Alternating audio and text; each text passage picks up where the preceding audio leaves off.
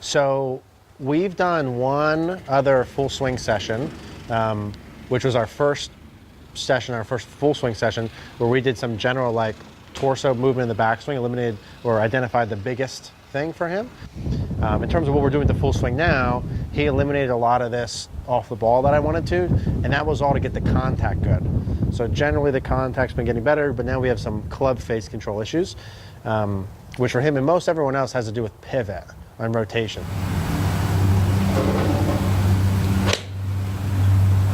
Okay, so out of that set of balls, just big picture wise, before we look at any actual technical stuff, how would you say your contact was on those 8 shots?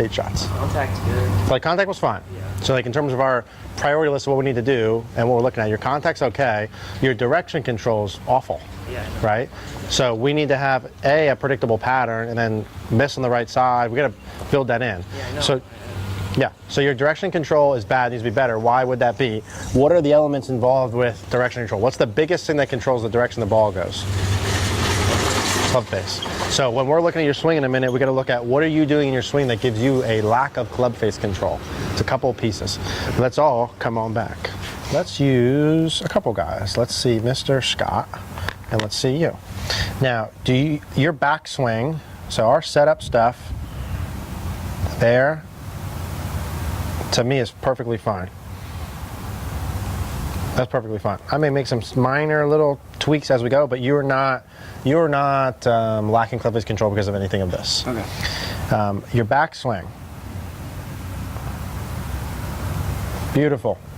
Not lacking club face control because any of that. Some things I might tweak, right, but not right this second.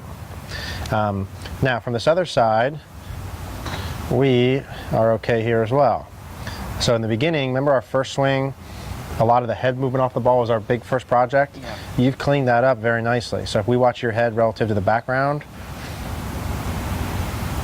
it turns and tilts a little bit, but it stays pretty much where it is. So that's beautiful.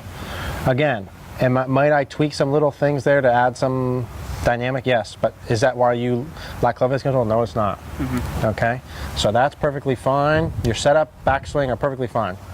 And even from this angle, because you're not going to be able to see it to the other side, your rotation pieces here are great. Now look how much that club face is turning through. Now, well, I want to talk about this from the other side, but you don't have too much hip slide, you're okay, and then you can see massive amounts of extension there.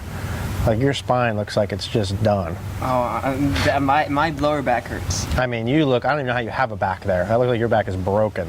Now the reason why is this. It's crazy. Yeah, it's crazy. Let's do that. Now, and now I'm not going to put you on here, but the old butt line, okay? So one of the common themes, do they all stay on butt line perfectly? No. But pretty much they're, what people say, keeping posture, they're keeping their butts on the wall the whole time. And your butt, this is what we talked about last time from this angle with the two pieces. It's number one from here, it's the steepening of the transition, right? Which still isn't the worst thing in the world, but it's not the best thing in the world either. It's okay.